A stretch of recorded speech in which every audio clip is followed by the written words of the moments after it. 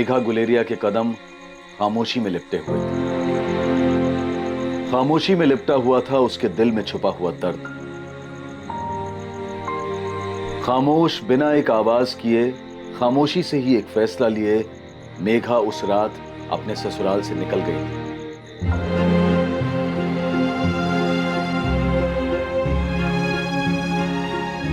और अपने 4 साल के बेटे जगत को पीछे छोड़ गई थी। उसने जाते जाते एक आखिरी बार अपनी ननद कंचन गुलेरिया, ससुर रणछोड़ गुलेरिया और सास पार्वती गुलेरिया को देखा।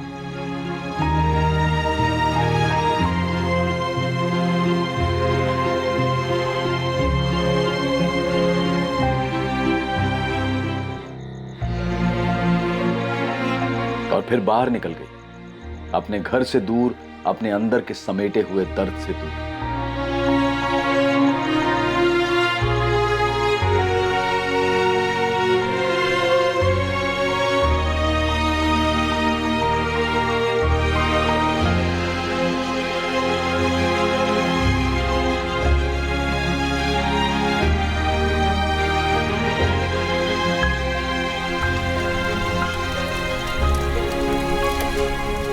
लेकिन उस रात उसका उठाया ये एक कदम आगे कई जिंदगियां तबाह करने वाला था। जगत, जगत रुक, दूध पी ले बेटा। क्या कर रहा है बेटा? बहुत सारा काम है, ऐसा मत कर। छोड़, ये सब छोड़। नहीं, पहले दूध पी ले, बहुत काम है। दूध पी ले, बहुत सारा काम है, पी ले बेटा। नहीं बेटा, आई मासा। कितनी देर हो गई? ले, मैंने सब्जी काट दी है। ये सब काम तुझे करना चाहिए ना। जा जल्दी से खाना बना और भजन के बापू को खेत में दे आ।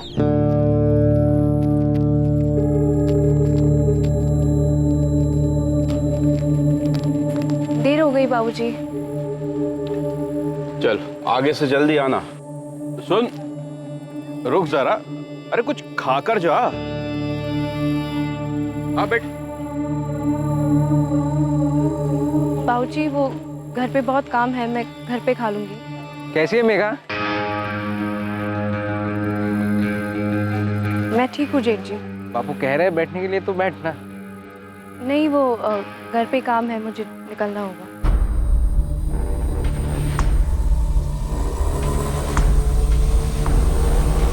जगत पूछ रहा था बापू दिल्ली कब बुलाएंगे और कितना वक्त लगेगा।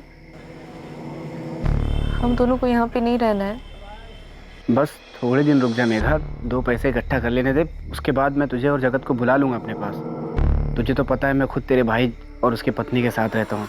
बहुत छोटा सा कमरा है। वहाँ अपना कमरा कब तक हो जाएगा? थोड़ा टाइम तो लगेगा, आसान नहीं है। यहाँ किराए पे कमरा लेने के लिए बहुत सारा पैसा जमा करना पड़ता है। हमारी बहुत याद आती है। मैं कौन सा सुकून से हूँ तुम दोनों के बिना यहाँ। मेरी तो आंखें तरस गई तुम दोनों को देखे हुए। तो ले चलो ना हमें यहाँ से। मेघा, कोई तकलीफ है वहाँ? हे मेघा, बोलना, क्या हुआ? कुछ नहीं हुआ है, मैं ठीक हूँ। तेरी आवाज से लग रहा है तू कुछ छुपा रही है। मुझे तकलीफ है पर बता नहीं रही। नहीं, कोई परेशानी नहीं है।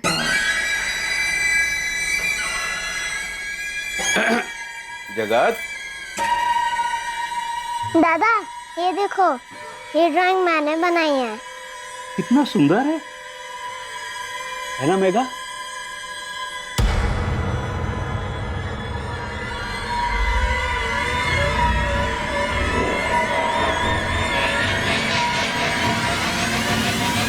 मेघा, कितना सुंदर मोर बनाया इसने।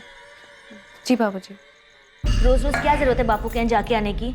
मेरे माँ बापू का घर है वो, हालचाल पूछने के लिए तो जाऊंगा ना। इसी बहाने मेघा के बड़े हालचाल पूछे जा रहे हैं। मेरे छोटे भाई की बीवी है वो, अकेली है बेचारी। दिल्ली जाते वक्त भजन कहकर गया था सबका ख्याल रखना, तू भी जाया कर रोज, नहीं तो 2-4 दिन में एक बार खोज खबर ले आया कर। बापू ये देखो, जोधपुर में सर्कस लगा है, हम भी चलेंगे ना? हाँ, और जगत को भी साथ ले जाएंगे। जगत को ही साथ ले जाना, मेघा को नहीं। क्या अनाप शनाप बात कर रही है तू लता? तू आज इतनी चुप क्यों है मेघा? तू कुछ बोल क्यों नहीं रही? क्या बोलूँ माँ, बोलने को कुछ है ही नहीं। माँ हूं मैं तेरी, फोन पर भी तेरी आवाज से पहचान सकती हूँ। कुछ हुआ है क्या वहाँ? क्या हुआ है बेटा? तू कुछ बोल क्यों नहीं रही है? ससुराल वाले परेशान कर रहे हैं क्या?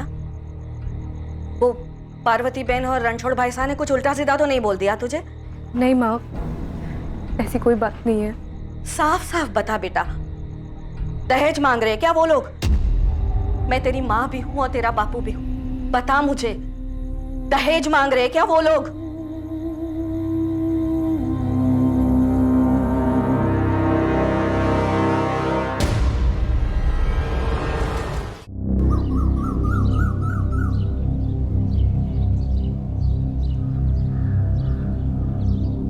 माँ, माँ, माँ, माँ, वाह, माँ कहाँ है? अरे रसोई में होगी, देखना। नहीं मिल रही। जाके दादी से पूछ जा। दादी, माँ कहाँ है? अरे कहाँ होगी यहीं कहीं। मैंने सब जगह ढूंढा, नहीं मिल रही। बाहर जाके देख जा। मैंने उधर भी देखा, नहीं मिल रही। मैं जब उठा तब कमरे में भी नहीं थी। भाभी, भाभी, भाभी आप यहाँ हो क्या? भाभी,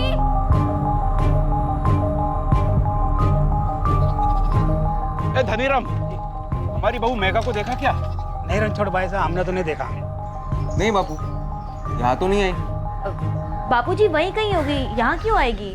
सुबह उठे तो दरवाजा खुला हुआ था, सब जगह देखा, घर में, आंगन में, अगल बगल में, कहीं नहीं मिली। से किसे चली गई? तू मुझे क्या देख रही है? मुझे कैसे पता होगा वो कहाँ गई है? एक काम करते हैं, चल चलकर उसको ढूंढते हैं। बावली हो गई क्या? रणछोड़ काका, क्या हुआ रे? दिखी क्या मेघा?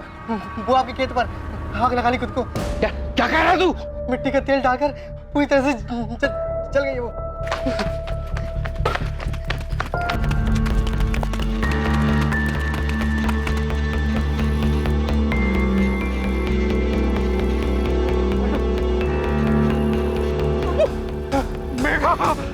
पता नहीं भाई साहब ये कैसे हो गया।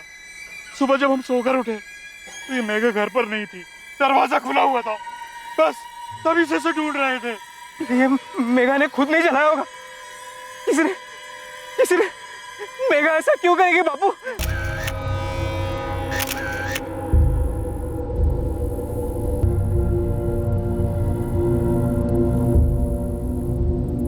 ये तेल का डब्बा हमारी रसोई का है, स्टोव के लिए इस्तेमाल होता है।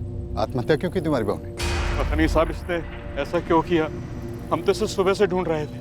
मुझे भी कुछ नहीं पता साहब, मैं इसका जेठ हूँ, पर मैं मेरे बीवी और बच्चे के साथ अलग घर में रहता हूँ। वो रात में तेल का डब्बा लेकर घर से निकल गई और किसी को कुछ पता ही नहीं चला? कोई आवाज़ नहीं हुई क्या?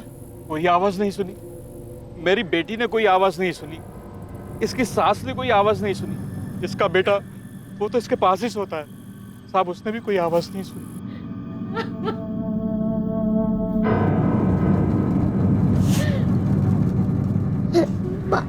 क्या हुआ बुआ? पता नहीं जगत, लेकिन सब ऐसा क्यों बोले कि माँ मर गई? समझ में नहीं आ रहा, ऐसा क्या हुआ जो उसने आत्महत्या कर? कल रात को कोई झगड़ा हुआ था क्या? नहीं रे लता, ऐसा कुछ भी नहीं हुआ, और झगड़ा होता तो आवाज सुनाई दी थी। सोने से पहले भी कुछ भी नहीं बताया मेघा ने। ये आप क्या बोल रहे हैं भैया? ऐसा कैसे हो सकता है? मेघा आत्महत्या? मुझे भी कुछ समझ नहीं आ रहा भजन। तेरी तो रोज बात होती थी ना उसके साथ, तू फोन करता था उसने तुझे कुछ कहा था? आप क्या पूछ रहे हैं भैया? मुझे कुछ समझ में नहीं आ रहा है। यहाँ किसी को अंदाजा नहीं है भजन, मेघा ने अपने आप को आग क्यों लगाई है? अभी जैसलमेर में उसकी माँ तक बात पहुंचाई है, पुलिस कह रहे लाश को पोस्टमार्टम के लिए लेके जाना पड़ेगा, सबको थाने बुलाया है। भजन तू भी जल्दी बाड़मेर आ जा।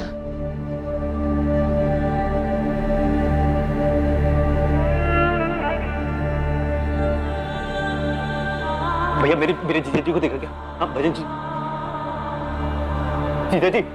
जीजा जी आपसे कुछ कहा था क्या उसने? मेघा के परिवार के साथ उसका भाई गुंजन भी इस सवाल का जवाब ढूंढ रहा था कि आखिर मेघा ने आत्महत्या क्यों की। मेघा की खबर मिलते ही उसकी मां गायत्री चौहान तुरंत जैसलमेर से बाड़मेर के लिए निकली, जहां मेघा की लाश का पोस्टमार्टम किया जा रहा था। मेरी बेटी को मारा गया है। मेघा आत्महत्या नहीं कर सकती। उसके सास ससुर और वो जेठ, उसका भूपेन, उन्होंने उसे मार डाला और अब मिलकर ये सब नाटक रचा रहे हैं। गायत्री जी, हम रिपोर्ट लिख रहे हैं और सबसे सवाल किए जाएंगे। क्या मेघा के ससुराल वाले उसे दहेज के लिए परेशान करते थे? मेरी बच्ची भीतर ही भीतर सारे दुख दर्द दबा कर बैठी थी, कुछ बोलती नहीं थी, पर उसकी खामोशी में महसूस कर पाई और समझ गई थी कि उसे उसके ससुराल वाले परेशान कर रहे थे। दहेज वहेज की कोई बात नहीं है साहब। मेघा से कभी हमने एक ढेला तक नहीं मांगा। से ब्याह करके आई, हमने कभी भी कुछ भी नहीं मांगा। पता नहीं ये दहेज की बात कहाँ से आई। आप लोगों ने कुछ नहीं किया तो ऐसे ही बिना वजह आपकी बहू घनी रात में अपना बच्चा छोड़कर घर से मिट्टी का तेल लेकर निकल गई, खुद को जला। साहब, हमने उससे कभी कुछ नहीं मांगा। अब उसने ऐसा क्यों किया हमें नहीं पता।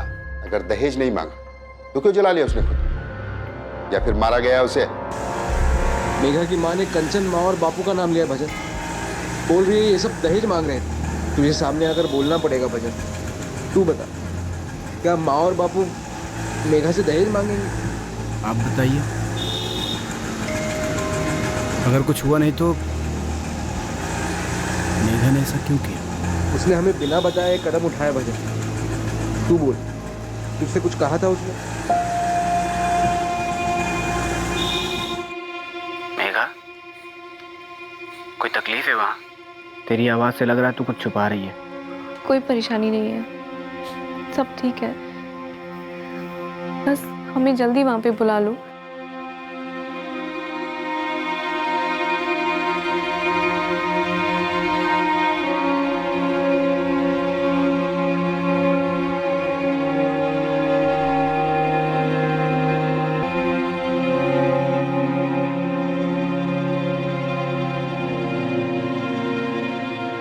हेलो मेघा, कमरा देख लिया किराए पर?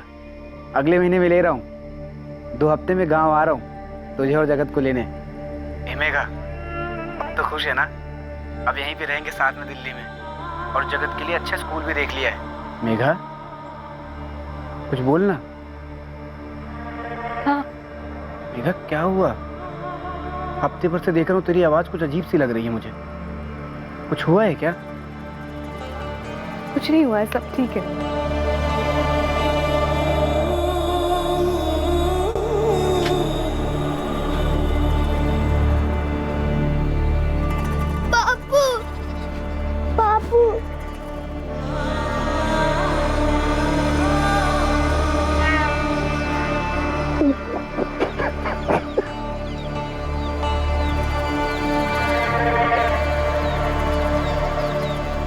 नाथुराम जी, हमने अपनी बहू से कभी कुछ नहीं मांगा, एक ढेला तक नहीं लिया उससे।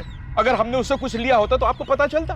हाँ, ब्याह के पहले एक साइकिल उन्होंने जरूर दी थी, लेकिन अब मेघा की माँ हम पर दहेज उत्पीड़न का केस लगा रही है। नाथुराम जी, आप इंस्पेक्टर साहब को अच्छी तरह जानते हैं, आप ही समझाइए उन्हें। ये दहेज वाली बात बिल्कुल गलत है। छोरी मरी है उनकी, आत्महत्या की है उसने। अरे तो हमें थोड़ी पता कि उसने अपनी जान क्यों ली। क्यों ली, कैसे ली, इसका जवाब तो आप ही लोग देंगे ना। भजन और उसके बीच में कोई गड़बड़ तो नहीं थी? इसका जवाब तो आप लोगों को देना होगा कि अचानक यूं ही मिट्टी का तेल लेकर के आपकी बहू खेत में यूं ही शौकिया तो अपने आप को आग नहीं लगा लेगी ना। हमारे घर में उसकी किसी से कोई बातचीत नहीं हुई। अगर हुई होती तो हमको पता चलता कि उसके दिमाग में क्या चल रहा है, तो हम लोग उसे कम से कम उसे समझाने की कोशिश तो करते हैं। देखो भाई, हम पंचायत के मुखिया भले ही हों, पर ये दहेज के दबाव में आत्महत्या का मामला है तो हम पुलिस पे जोर दे नहीं पाएंगे। और जब मेघा की माँ कह रही है कि आप लोगों ने दहेज मांगा है, तो किसी के परिवार के अंदर की बात में हम दखल कैसे दे सकते?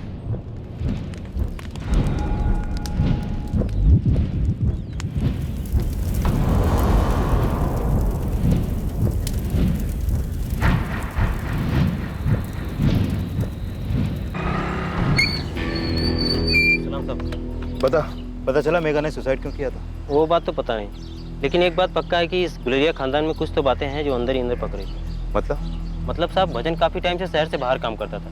ऐसे में उसकी जवान बीवी घर पे अकेली रहती थी। शायद उस पर कई लोगों का नजर रहा, गांव वालों की, और साथ में शायद घर वालों के भी। भजन के गैर मौजूदगी में मेघा का जेठ भूपेन ही उसको उसकी माँ के गाँव ले जाया करता था। और तो और साहब, भूपेन अपने बेटे राकेश के साथ जगत को भी मेला दिखाने ले जाया करता था। साथ में मेघा भी होती थी। देख सोनू, साफ साफ बता तेरा इशारा किस तरफ है? घर के अंदर ही कुछ चल रहा था? ये भूपेन ने कुछ किया? साहब वही तो बात है, कोई भी साफ साफ कुछ नहीं जानता, यहाँ तक कि भजन को भी इसके बारे में कुछ नहीं पता। मैं तो कहता हूँ साहब, इन सब को उठा के धुलाई कीजिए, सब के सब सच बता देंगे। मेघा गुलेरिया के ससुर रणछोड़ गुलेरिया, सास पार्वती गुलेरिया और ननद कंचन गुलेरिया पर दहेज मांगने और उसे आत्महत्या करने के लिए उकसाने की धाराएं लगाई गई। आप अच्छी तरह जानते हो जीजा जी कि आपके परिवार वालों ने मेरी बहन को मजबूर किया कि वो खुद की जान ले ले। पिछले 1 महीने से मुझे लग रहा था कि कोई बात है जो जिसकी वजह से वो बहुत दुखी है, पर वो खुलकर बता नहीं पा रही है। आपकी मर्जी है जीजा जी, आपको अपने परिवार वालों का साथ देना तो आप दो, लेकिन हम चुप नहीं बैठेंगे। हम लोगों ने अपनी मेघा खोई है और उसके गुनाहगारों को हम छोड़ेंगे नहीं। लोगों ने हत्या की है दामाद जी, और आप उन हत्यारों का साथ दे रहे हैं। अपनी पत्नी, मेरी बेटी मेघा के साथ अन्याय कर रहे हैं आप। आत्महत्या क्यों की उसने, ये बताओ मुझे। फोन पे चुप्पी साध के बैठी थी, कुछ बता नहीं रही थी। ये सब कविताएं मत सुनाओ। मैं सच कह रहा हूँ साहब, मुझे कुछ नहीं पता। मैंने कई बार पूछा मेघा से कि क्या बात है मेघा बता, लेकिन उसकी खामोशी नहीं टूटी। लेकिन उससे बात करते वक्त मुझे एहसास होता था कि वो तकलीफ में तो थी। उसकी माँ ने अपने बयान में कहा है कि उसे पता चल गया था कि उसकी ससुराल में दहेज मांगा जा रहा है। तुमने कितने मांगे थे भजन? कोई दहेज नहीं मांगा साहब, कैसी बात कर रहे हैं आप? मैं तो मेघा से प्यार करता था, और बहुत प्यार। मैं उसे दिल्ली भी ले जाने वाला था, कमरा भी देख लिया था। मैंने उसको बोला था मैं 2 हफ्ते में आऊंगा उसे लेने, लेकिन देखो, 1 महीने से मेघा गुलेरिया अपने पति भजन गुलेरिया से फोन पे बात करते वक्त तकलीफ में थी। भजन गुलेरिया ने यह बयान दिया है, उसे सब पता था। लेकिन भजन गुलेरिया एक बार भी दिल्ली से वापस अपने गांव आकर अपनी पत्नी के आमने सामने बैठकर ये नहीं पूछता कि उसकी तकलीफ क्या है। मेघा के पति भजन को यह कभी समझ में नहीं आया कि आखिर उसकी पत्नी ने उसे अपनी तकलीफ के बारे में क्यों नहीं बताया। मेघा के ससुर, सास और उसकी ननद पर आत्महत्या के लिए उकसाने का आरोप लगा था, लेकिन वो शुरू से ही इस बात को मना करते आ रहे थे कि उन्होंने कभी भी मेघा से दहेज की मांग की थी। उनके बयान दर्ज किए गए जिसमें उन्होंने मेघा को आत्महत्या के लिए उकसाने के इल्जाम से साफ इनकार किया था। वो इस अपराध को स्वीकार करने के लिए बिल्कुल भी राजी नहीं। मेघा किसी बात को लेकर परेशान थी, लेकिन किस बात को लेकर परेशान थी ये बता पाना मुश्किल है। मतलब दहेज के अलावा भी कुछ और था? अबे मैं कैसे बताऊं साहब। हाँ, लेकिन मैंने कई बार उसको रास्ते में देखा था, जब वो अपने ससुर के लिए खाना लेकर आती जाती थी, तब उसका चेहरा कुछ उखड़ा उखड़ा सा रहता। अच्छा, ये भजन का बड़ा भाई भूपेन, ये अपने परिवार से अलग क्यों रहता है? कहानी क्या है? ये उनके परिवार का निजी मामला है, आप नाथूराम जी से पूछिए ना। दोनों भाइयों में फैसला हुआ कि छोटा भाई शहर में कमा रहा है, इस वजह से बड़ा भाई भूपेन यहाँ खेती बाड़ी का पूरा काम देखेगा और खेती से होने वाली आमदनी का ज्यादा हिस्सा वो लेगा। और उसने अपना घर भी बनवाया और परिवार के साथ रहने उसमें चला गया। नाथुराम जी, क्या सच में ये मामला सिर्फ दहेज का है? अब केस तो इसी का बना है, तो हमें लगा यही होगा। आपको कुछ और लगता है क्या?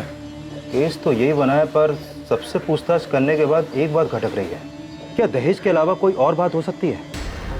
क्योंकि मेघा ने ना तो अपने पति को कुछ बताया और ना ही अपनी माँ से कुछ साफ साफ कह रही थी।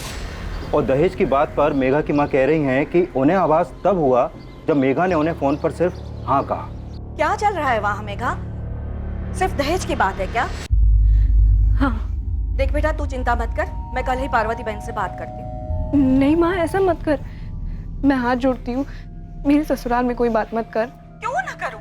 हमारी हैसियत वो जानते हैं। हमने साफ साफ बता दिया था कि हमारे पास क्या, और जो दे सकते थे वो दिया भी था। अब 5 साल बाद ऐसे कैसे वो दहेज की मांग कर सकते? माँ तू रहने दे, बात और बिगड़ जाएगी। क्यों बिगड़ जाएगी? कुछ और बात है क्या? क्या हो रहा है वहाँ? कुछ बताएगी भी? कुछ नहीं है, कोई बात नहीं है, तू रहने दे, सब ठीक है। नाथुराम जी, आपके गांव के घर में एक बहू परेशान थी और पूरे गांव को इसकी खबर भी थी, लेकिन वक्त रहते किसी ने भी कोई शिकायत दर्ज नहीं की। मेघा ने की क्या? मेघा की माँ को पता था, उसने की क्या? साहब हम बहुत दुखी हैं कि गांव में बहू के साथ ऐसा कुछ हो। भजन बहुत मेहनती है। ठीक है, अब विक्रम जी जी आप भूपेन के साथ थोड़ी सख्ती कीजिए ना। क्यों? वो कुछ जानता है? इसीलिए तो कहा है सख्ती कीजिए। अलग रहता है लेकिन है तो एक ही परिवार का। आप सख्ती करेंगे तो शायद कुछ निकल के आ जाए। माँ, भजन भैया ने भी हमारा साथ नहीं दिया। मेघा ने जैसे अपनी माँ को बताया वैसे ही जगत को भी कुछ बता के गई है क्या? मुझे नहीं मालूम। मैंने जगत से बार बार पूछा पर वो कुछ कह नहीं रहा था।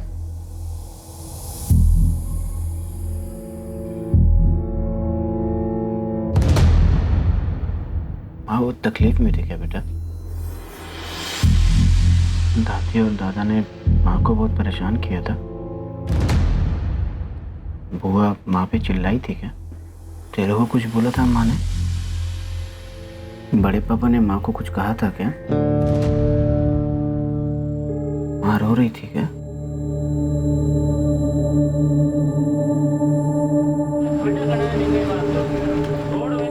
कई बार जब मेघा को अपने मैके जाना होता था, मैं खुद उसे यहाँ बाड़मेर से जैसलमेर छोड़ कर आता था। हम अलग रहते थे साहब, मगर घर के किसी भी परिवार के बीच किसी के लिए भी दिल में कोई दरार नहीं थी। मैं जैसे अपने बेटे राकेश को कहीं घुमाने ले जाता या मेले में लेके जाता था, तो उसके साथ जगत को भी ले जाता था साहब। और क्या क्या करते थे आप? क्या मतलब है साहब आपका?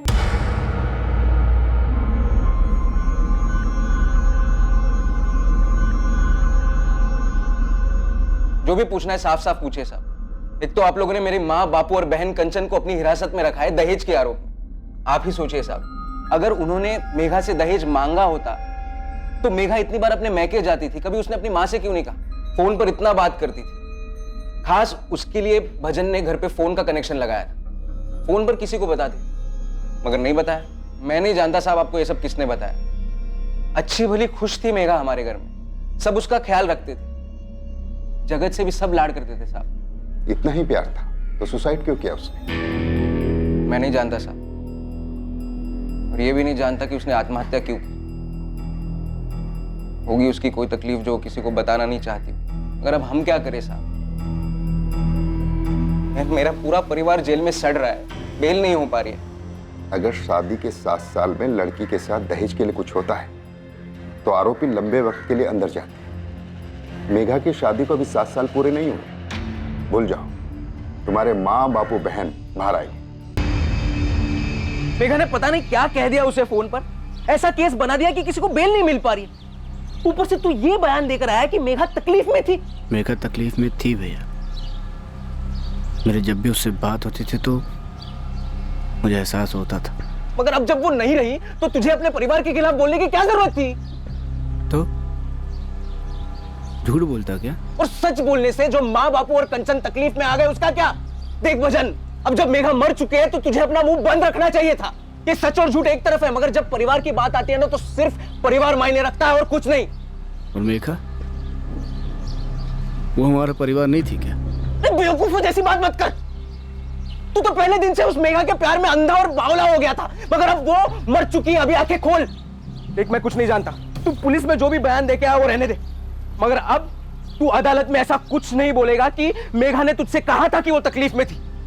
तेरी बीवी अब मर चुकी है, मगर माँ, बापू और कंचन अभी भी है। अगर उन्हें कुछ भी हुआ ना तो उसका जिम्मेदार तू होगा।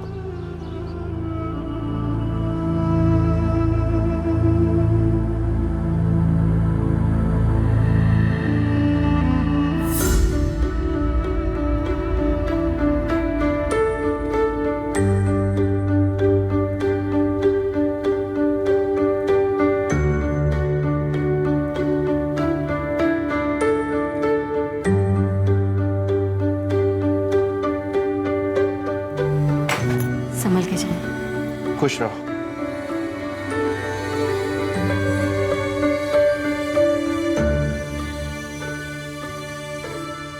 सुनो, सुनो।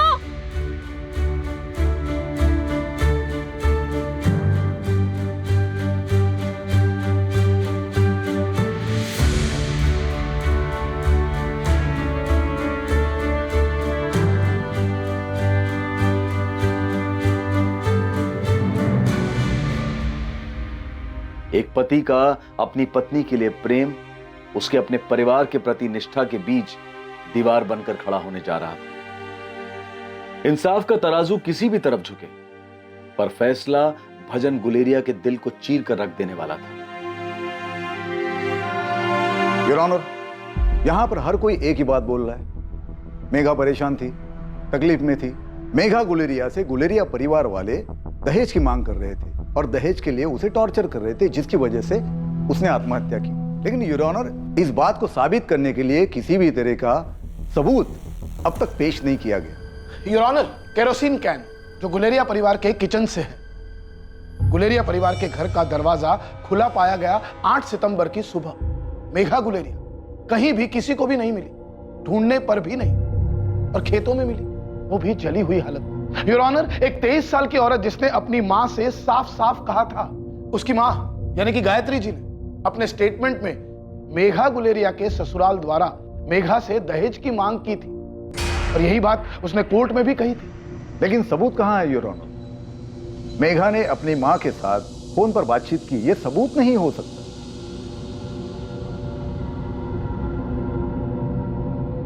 पर उसने सुसाइड किया है, ये बात तो सामने है पुरोहित। क्या इस सुसाइड की कोई और वजह थी? वजह हो सकती है, कोई मतभेद हो सकता है, कोई दबाव हो सकता है, किसी किस्म का संघर्ष हो सकता है, या फिर यह भी हो सकता है कि उसकी मानसिक स्थिति ठीक ना हो। कुछ भी हो सकता है योर ऑनर, क्योंकि आत्महत्या का कारण स्पष्ट नहीं है। योर ऑनर, मृतक महिला को ऐसी किसी भी प्रकार की कोई भी बीमारी की शिकायत नहीं थी। डिफेंस लॉयर अपने बचाव में गैर जरूरी बातें कर रहे हैं, जबकि हकीकत तो यह है कि मेघा गुलेरिया तकलीफ में थी, और इस बात का जिक्र सिर्फ उसने अपनी मां से नहीं, फोन पर बात करते हुए कई बार अपने पति से भी किया था। आपने अपने स्टेटमेंट में बताया है कि मेघा गुलेरिया के साथ तकरीबन 7 से 10 मरतबा आपकी फोन पर बात हुई थी, और इस दौरान आपने महसूस किया था कि वो किसी परेशानी में है। अगर आपने ये महसूस किया था कि मेघा किसी परेशानी में थी, तो अदालत को बताइए जरा, वो परेशानी, वो तकलीफ क्या थी? मेरे ख्याल से गवाह को बात करने दी जाए तो अच्छा हो। ये बात सच है कि मैं अपनी पत्नी मेघा से कई बार फोन पे बात किया करता था, और उससे बात करते वक्त मुझे कई बार लगा कि वो तकलीफ में थी। आपने ये बात इसलिए बताई क्योंकि आपको ऐसा लगा था, या मेघा ने आपको बताया था? मैंने उससे कई बार पूछा, लेकिन उसने कभी नहीं कहा कि माँ, बापू या कंचन ने दहेज की कोई बात की उससे। तो क्या आप कोर्ट को ये बता सकते हैं कि मेघा किस तरह की तकलीफ में थी, या फिर कोई और वजह थी? अरे भाई, आप तो यहीं थे ना गांव में। मेरे शहर जाने के बाद ऐसा क्या हुआ कि मेघा ने... जो हुआ उसे भूल जा, अब कुछ नहीं हो सकता। बेहतर यही है कि तू अपने आप को संभाल। जगत की जिम्मेदारी है तेरे पे। अरे भाई, मेघा ने आत्महत्या कर ली, और पुलिस वाले मेरे घर वालों को जिम्मेदार ठहरा रहे। ऐसे में सच क्या है, झूठ क्या है, जाने बगैर सोचना कैसे छोड़ दूं? आप ही बता दो। मेरे पीठ पीछे मेरे घर वालों ने मेघा के साथ कुछ किया था क्या? मुझे लगता है शायद मेघा तेरे घर में खुश नहीं थी। कोई तो बात थी जो उसे खाए जा रही थी। कौन सी बात थी? अरे भाई, क्या बात थी? मेघा ने कभी आपको बताया या आपने देखा हो? वो शायद शायद क्या? अरे भाई, शायद क्या? शायद उसे तेरे घर वालों की कोई बात बुरी लगी थी। अब किसने क्या किया मुझे ये तो नहीं पता। हाँ, लेकिन वो जल्द से जल्द तेरे पास शहर में आना चाहती थी। उर्मिला काकी, मेघा ने कभी आपसे कोई बात की थी? बात तो अक्सर हो जाती थी भजन, लेकिन उसने कभी कुछ बताया नहीं मुझे। हाँ, उदास उदास सी रहती थी मेघा, लेकिन मैंने भी कभी कुछ पूछा नहीं। और अब जो तेरे घर वालों पे आरोप लगा है, कभी सोचा नहीं था कि तेरे माँ, बापू, कंचन मेघा के साथ घर के अंदर ऐसे व्यवहार करते होंगे। मुझे भी समझ में नहीं आ रहा है। मेघा ऐसा कुछ करने से पहले एक बार मुझसे बात क्यों नहीं की? लेकिन अब जो दहेज की बात सामने आई है, शायद शायद क्या काकी? भजन, तू अपने घर वालों के साथ खड़ा रह। देख मेघा तो चली गई, अब वो वापस नहीं आएगी। मैं नहीं जानता कि मेघा ने आत्महत्या क्यों की।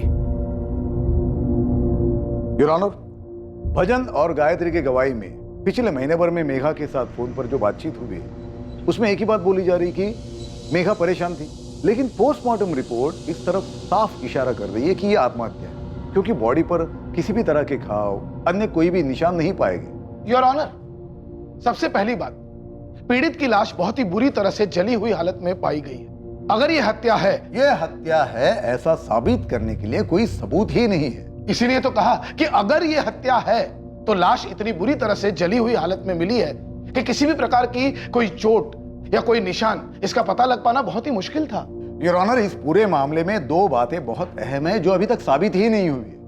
पहली बात, आईपीसी सेक्शन 498A इस पूरे मामले में दहेज के मांगे जाने का कोई भी सबूत नहीं है। दूसरी बात, आत्महत्या के लिए उकसाने की। इन दोनों बातों को प्रूव करने के लिए कोई भी सबूत अभी तक पेश नहीं किया गया। ये कोई असामान्य बात नहीं। बहुत से दहेज के मामलों में सामाजिक दबाव में आकर औरतें चुप रह जाती हैं और केसेस रिपोर्ट नहीं किए जाते हैं। योर ऑनर, उस चुप रहने वाली महिला की जिंदगी में एक मजबूत माँ, एक देखभाल करने वाला पति भी था, लेकिन इन दोनों को भी उसने कुछ नहीं बताया था। ये नहीं बताया था कि उसकी सास, ससुर और ननंद दहेज के लिए उसे टॉर्चर कर रहे। इसके पति ने अदालत में बताया कि वो अपनी पत्नी से कितना प्यार करता था, लेकिन उसके बावजूद उस पत्नी ने अपने पति को कुछ भी नहीं बताया था। योर ऑनर, अगर दहेज के लिए टॉर्चर नहीं किया गया है तो फिर उसने आत्महत्या क्यों की? यही तो सवाल है योर ऑनर। बिना किसी को अपनी तकलीफ बताए उसने अपनी जान ले ली, लेकिन इसका यह मतलब तो नहीं होता ना कि उसके ससुराल वालों ने दहेज के लिए उसे टॉर्चर किया और उसे आत्महत्या करने पर मजबूर कर दिया। योर ऑनर, दहेज के मामलों में चुप्पी असामान्य नहीं है, लेकिन और एक बात है जो असामान्य नहीं है। ऐसी कई सारी बीमारियां हैं जिसके बारे में कोई किसी को कुछ भी बताना नहीं चाहता। इसमें कोई शक नहीं है कि उसने आत्महत्या ही की है, लेकिन उसके उठाए गए इस कठोर कदम का असल कारण का पता ना होने की वजह से इसे दहेज का केस समझ लेना यह उचित नहीं होगा। योर ऑनर, मेघा गुलेरिया की आत्महत्या की सुनवाई पूरे 2 साल तक अदालत में चली और उस दौरान गुलेरिया परिवार टूटते हुए दिखा। शायद इस केस का सच आत्महत्या करने से पहले मेघा की साधी गई चुप्पी के साथ ही जा चुका था। मेघा की मौत ने कई सारी जिंदगियां तबाह कर दी थी और अब आगे उसके केस का फैसला और तबाही मचाने वाला था।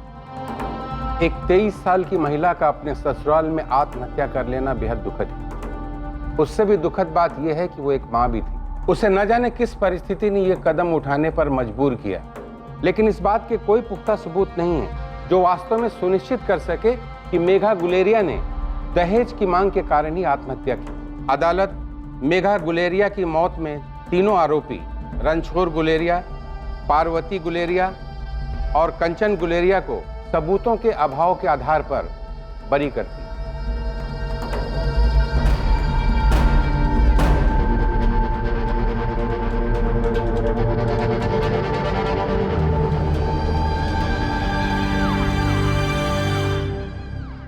माफ करना माँ जी, मैं मेघा का ठीक से ख्याल नहीं रख पाया। मैं तुम्हें और तुम्हारे परिवार को कभी माफ नहीं करूंगी बच्चन।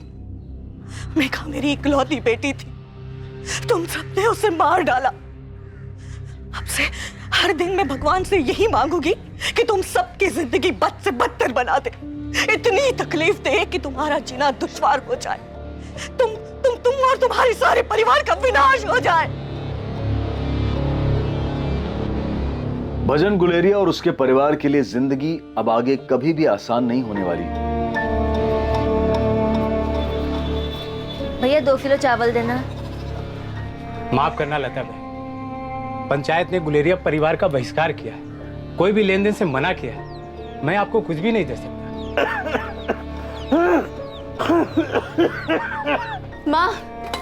माँ, दुकानदार ने हमें कुछ भी देने से मना कर दिया है। क्यों? पंचायत का फैसला है कि हमारे परिवार को कोई कुछ नहीं देगा। अदालत ने छोड़ दिया है, इसका ये मतलब नहीं है कि तुम लोग बेकसूर हो। मेघा की माँ जैसलमेर में रहती है, अब वहाँ के पंचायत का फरमान हमारे गांव के लोगों पर क्यों लागू कर रहे हैं? तुम लोगों ने उनकी बेटी को तकलीफ दी है, जान से मारा है। हमने नहीं मारा उसे। मैं, माँ, बापू, कंचन, हमने मेघा को कभी कोई तकलीफ नहीं दी और उससे कुछ भी नहीं मांगा कभी। दहेज के अलावा और भी बहुत सारी बातें सुनने में आई हैं। क्या सुना है आपने? कि मेघा के साथ घर के अंदर अभद्र व्यवहार हुआ। ये क्या बकवास कर रहे हैं आप नाथुराम जी? भजन तो कुछ बोलेगा। नाथुराम जी, जो कुछ भी हुआ उसका हमें बहुत दुख है। मेघा के जाने का गम सबसे ज्यादा मुझे, और ये गम जिंदगी भर सताएगा मुझे। गलती मेरी है, कसूरवार मैं हूं। उसको छोड़ के मुझे शहर जाना ही नहीं चाहिए था। मुझे उसके साथ रहना चाहिए था यहीं गांव में। पंचायत ने भजन और भूपेन की विनती को मान लिया और उनके बहिष्कार करने के फैसले को वापस ले लिया। लेकिन अब भी इस परिवार की जिंदगी में कुछ और ज्यादा तबाही आनी बाकी थी।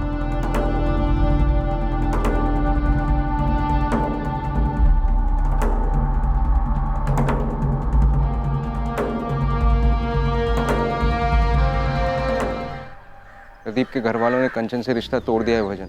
बोल रहे वो जेल जाकर आई है। वो नहीं चाहते कि कंचन उनके घर जाए। माँ से बोल देना। मैं नहीं बोल पाऊंगा।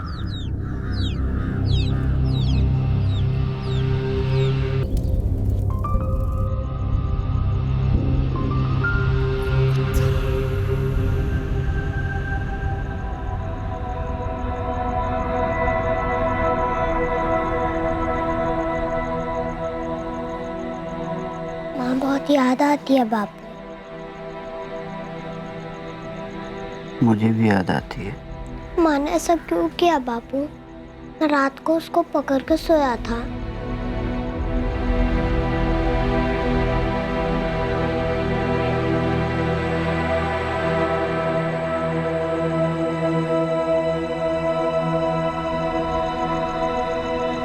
माँ मुझको क्यों छोड़ के चले गई बापू? उसने ऐसा क्यों किया? मेघा की माँ ने मुझे श्राप दिया था। देख, बापू भी चला गया और माँ भी चली गई। माँ और बापू अंदर से टूट गए थे भजन। मेघा रोज मेरे सपने में आती है और मैं हर बार उससे पूछता हूँ कि उसने ऐसा क्यों किया। ये सब दहेज की वजह से हुआ था। मैं नहीं मानता। मैं 4 साल यहीं पे था सबके साथ। माँ, बापू या किसी ने कभी दहेज की कोई बात ही नहीं की। काश वो हमें बता के जाती कि वो ऐसा कुछ करने वाली, क्यों करने वाली। काश हम उसे रोक पाते।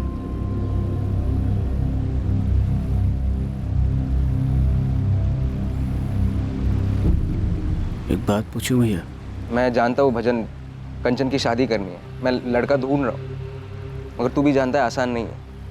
मगर अभी भी तेरे लिए लड़की ढूंढना मुश्किल नहीं है भजन। तेरे ऊपर कोई आरोप नहीं। तू दूसरी शादी कर ली। जगत बड़ा हो रहा है, उसे भी माँ की जरूरत है। मैं मेघा को कभी भूल नहीं पाऊंगा भूपेन। और हाँ, मैं आपसे भी कुछ पूछना चाहता हूँ। पूरा गांव मुझसे पूछना चाहता है। सब बातें भी करते हैं, बस कभी कोई मुंह पे नहीं कहता। लता ने भी कई बार आड़े टेढ़े तरीके से पूछने की कोशिश की। नहीं पूछना चाहता है ना तू? कि क्या मैंने या बापू ने कभी भी मेघा के साथ कुछ गलत किया? खामोश थी। मैंने कई बार कोशिश किया लेकिन उसकी खामोशी नहीं टूटी। मुझे कुछ बताने से ज्यादा खुद को आग लगाना आसान लगा।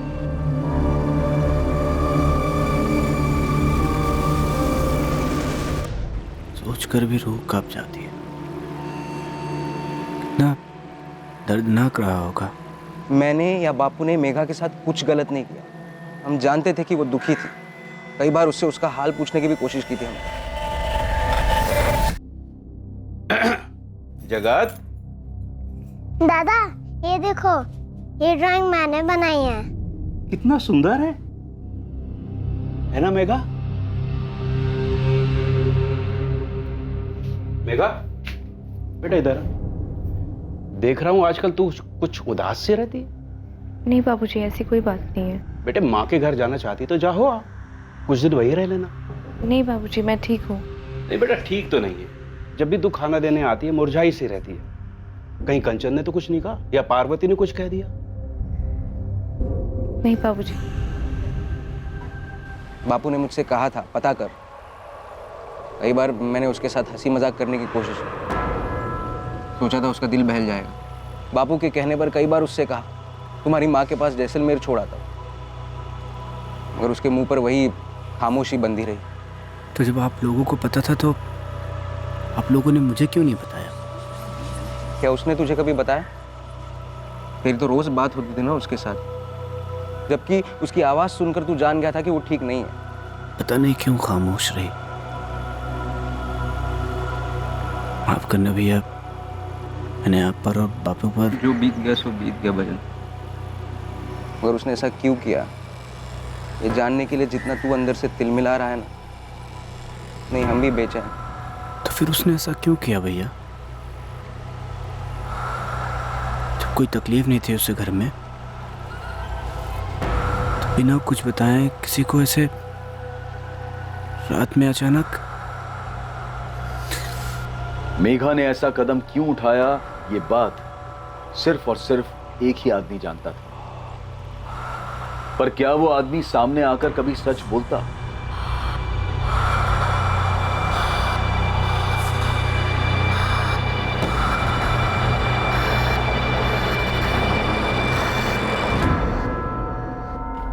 मुबारक हो कमल, लड़का हुआ है। चंदा कैसी है? माँ और बच्चा दोनों एकदम स्वस्थ हैं। ये आधा तुझ पे गया है और आधा मुझ पे गया है। ये देख चंदा,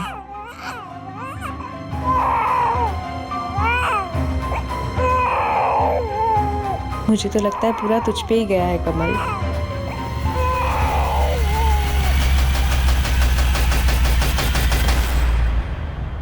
क्या चंदा की सिर्फ शक्ल मेघा गुलेरिया से मिलती थी, या फिर वो मेघा गुलेरिया ही थी जो चंदा बनकर जी रही थी? ये अपने आप में एक अनोखा मामला था, एक ऐसा मामला जिसने कई जिंदगियां तबाह की थी और शायद आगे भी करने वाला था। कल रात 11 बजे इस केस के दूसरे और आखिरी भाग में हम इस कहानी की लंबी यात्रा को उजागर करेंगे जो साल 2003 से चली आ रही थी और जिसने कई विचित्र मोड़ लिए थे। अब मैं अनूप सोनी आपसे विदा लेता हूं, फिर मुलाकात होगी। और याद रखें, क्राइम और आपके बीच में सिर्फ इतना फर्क है कि आप कितने सतर्क हैं। सतर्क रहें, सुरक्षित रहें। जय हिंद।